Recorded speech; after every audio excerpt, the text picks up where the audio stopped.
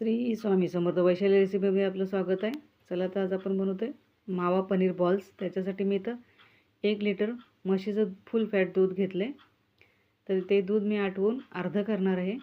त्याच्यामध्ये मी थोडीशी हळद टाकले, कलर न टाकता नॅचरल कलर येण्यासाठी मी हळद टाकले थोडीशी, आणि काजू बदाम आणि वेलची टाकले वाटून. आता हे आपण दूध फाडणार आहोत. त्यासाठी मी सायट्रिक ॲसिडचे 4-5 दाणे टाकलेत. तर हा आपला मावा तयार होता. आपण त्याच्यामध्ये दाणे टाकून त्याचा पनीर बनवून घेतला आहे. माव्याची गती येण्याच्या अगोदरच आपण सायट्रिक ॲसिड टाकून त्याच्यात पनीर बनवले. तर अशा प्रकारे हा आपला हे तयार आहे. तर ह्याचे आपण बॉल्स बनवून घेणार आहोत आणि त्याच्यासाठी आपण सजावटीसाठी आपण बदामचे काप लावणार आहोत.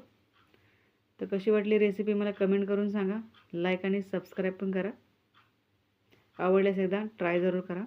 खूप छान लागते ही. आपण बाहेरून आणतो तशीच मिठाई लागते.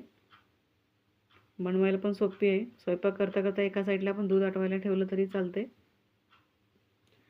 आता रक्षाबंधन येते, त्यासाठी नक्की ट्राय करून बघा. थँक्यू.